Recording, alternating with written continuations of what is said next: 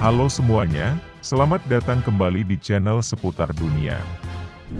Gimana kabar kalian hari ini? Mimin harap semoga semuanya baik-baik saja ya.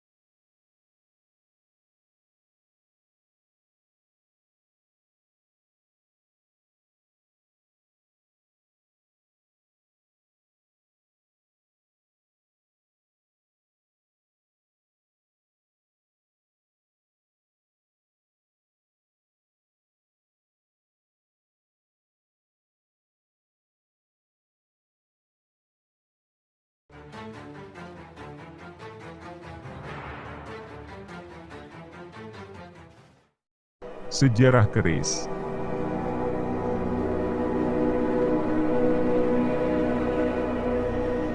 Keris pertama kali muncul pada abad ke-9 atau ke-10 Masehi di masa kerajaan-kerajaan awal di Jawa. Pada masa itu, keris digunakan oleh para raja dan bangsawan sebagai simbol kekuasaan.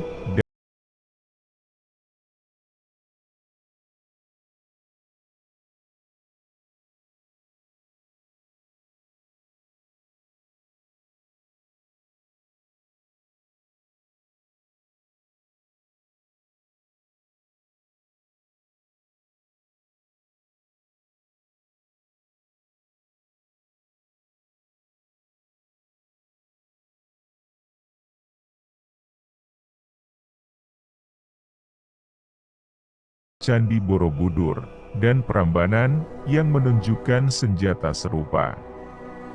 Keris terus berkembang selama masa kerajaan-kerajaan Hindu-Buddha di Jawa dan mencapai puncak kejayaannya pada masa kerajaan Majapahit di abad ke-14.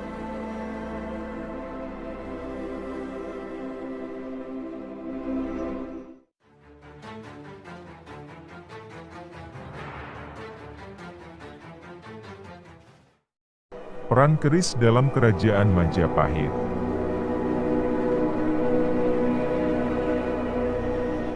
Pada masa kerajaan Majapahit, keris tidak hanya digunakan sebagai senjata, tetapi juga sebagai simbol kekuasaan dan status.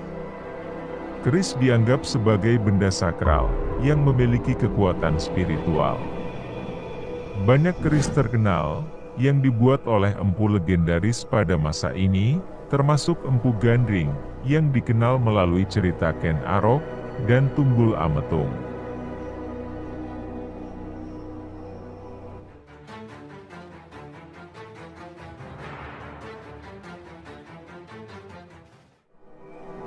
Penyebaran keris di Nusantara.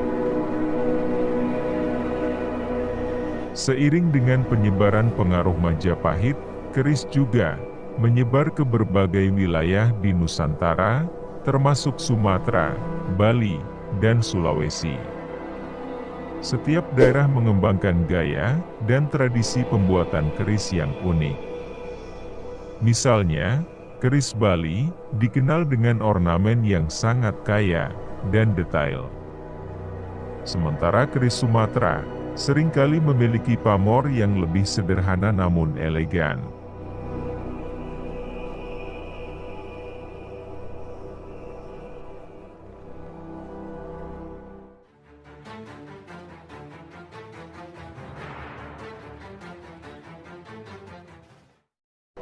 bentuk dan desain keris.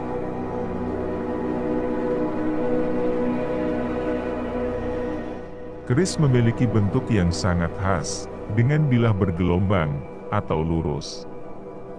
Setiap bagian keris memiliki makna simbolis. Berikut adalah bagian-bagian utama keris. Pamor, pola pada bilah keris yang terbentuk dari perpaduan logam. Setiap pamor memiliki makna dan fungsi spiritual yang berbeda. Dapur, bentuk dan desain bilah keris yang bisa bergelombang, loop, atau lurus. Jumlah loop pada keris dipercaya memiliki makna tertentu. Ganja, eits, bukan ganja narkoboy ya gengs. Ganja itu bagian pangkal keris yang berbentuk seperti sirip ikan.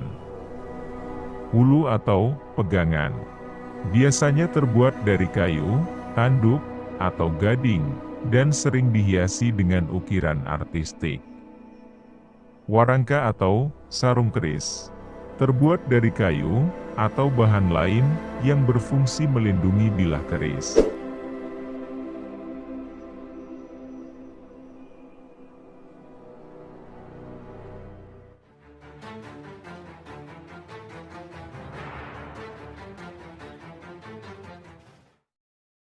Jenis-jenis keris.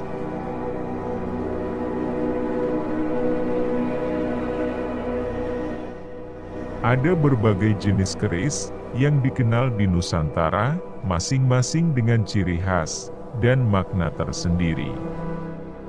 Beberapa di antaranya adalah 1. Keris loop. Keris dengan bilah berkelok-kelok, jumlah lekukan ini biasanya ganjil dan memiliki makna tersendiri. 2. Keris lurus. Keris dengan bilah lurus sering dianggap lebih sederhana, tetapi tetap memiliki nilai simbolis yang tinggi. 3. Keris Buddha. Salah satu jenis keris tertua, dengan bentuk yang lebih sederhana, dan digunakan pada masa kerajaan Hindu-Buddha di Indonesia. 4. Keris sengkelat. Keris dengan lekukan yang sangat halus dan tajam, sering dianggap sebagai keris yang sangat indah dan bernilai tinggi. Masing-masing jenis keris ini memiliki karakteristik unik dan seringkali dikaitkan dengan legenda dan cerita-cerita mistis.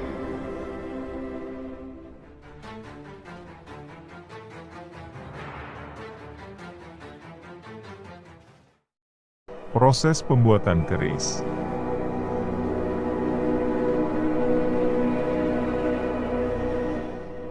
Pembuatan keris merupakan proses yang sangat rumit dan membutuhkan keahlian khusus. Seorang empu atau pembuat keris harus memiliki pengetahuan mendalam tentang bahan-bahan logam serta keterampilan untuk menempa bilah keris hingga mencapai bentuk dan kualitas yang diinginkan.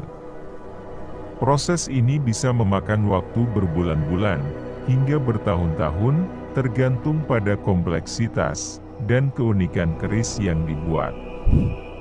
Selain aspek teknis, pembuatan keris juga melibatkan ritual-ritual tertentu yang diyakini dapat menambah kekuatan spiritual pada keris tersebut. Beberapa ritual ini melibatkan doa, meditasi, dan persembahan kepada roh-roh leluhur.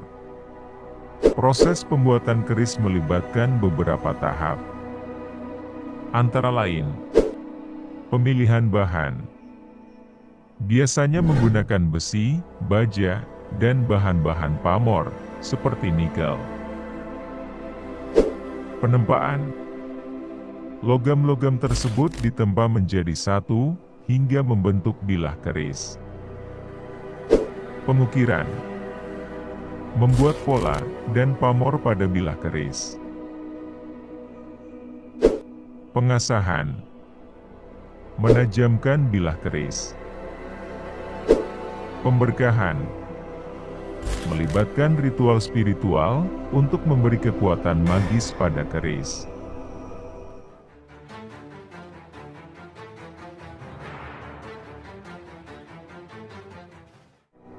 Makna dan fungsi keris dalam masyarakat. Keris tidak hanya berfungsi sebagai senjata, tetapi juga sebagai pusaka yang memiliki makna simbolis dan spiritual. Keris sering digunakan dalam upacara adat, ritual keagamaan, dan sebagai jimat pelindung. Keris juga dianggap sebagai lambang kehormatan, kekuasaan, dan kebijaksanaan. Banyak orang percaya bahwa keris memiliki kekuatan gaib yang bisa memberikan perlindungan dan keberuntungan bagi pemiliknya.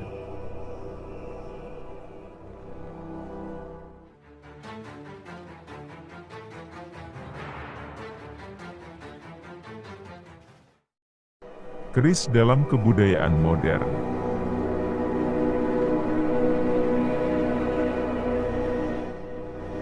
Meskipun zaman telah berubah, keris masih tetap dihormati dan dijaga sebagai bagian dari warisan budaya. Banyak kolektor dan pecinta keris yang terus melestarikan dan mempelajari keris-keris kuno. Di beberapa daerah, keris masih digunakan dalam upacara pernikahan, pemakaman, dan acara adat lainnya.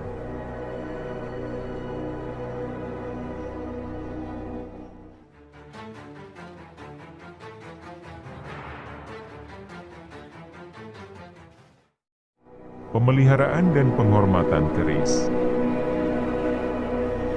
Sebagai benda pusaka, keris harus dirawat dengan baik dan dihormati.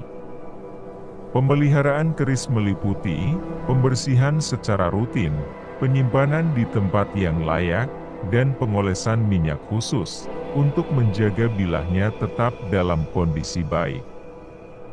Beberapa keris juga diikut-sertakan dalam upacara-upacara adat untuk menyegarkan kekuatan spiritualnya. Pemeliharaan keris bukan hanya tentang menjaga kondisi fisiknya, tetapi juga tentang menjaga nilai spiritual dan makna filosofis yang terkandung di dalamnya. Oleh karena itu, pemilik keris harus menghormati dan merawatnya dengan penuh perhatian dan rasa hormat.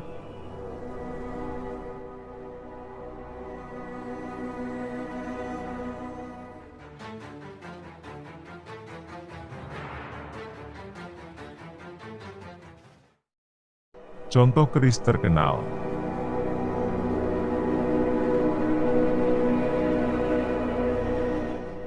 Ada beberapa keris yang sangat terkenal dan dianggap memiliki kekuatan luar biasa, seperti keris Empu Gandring, keris Nagasasra, keris Empu Panjolo, dan keris Tamingsari. Setiap keris ini memiliki cerita dan legenda tersendiri yang menambah kekayaan sejarah dan budaya Nusantara.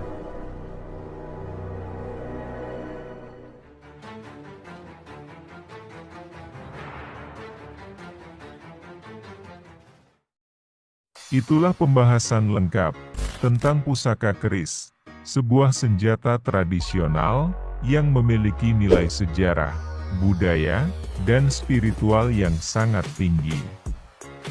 Semoga informasi ini menambah wawasan kalian tentang keris dan mengapresiasi warisan budaya Nusantara.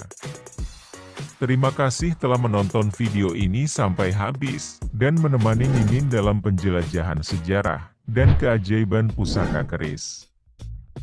Jangan ragu untuk memberikan like jika kalian menikmati video ini, dan berikan komentar di bawah jika kalian memiliki pendapat atau pertanyaan yang ingin dibagikan. Bagikan juga video ini kepada teman dan keluarga kalian yang mungkin tertarik dengan sejarah dan budaya. Jangan lupa untuk subscribe dan aktifkan juga lonceng notifikasinya, agar kalian selalu update dengan konten terbaru dari channel ini. Terima kasih atas dukungan kalian, dan sampai jumpa di video berikutnya.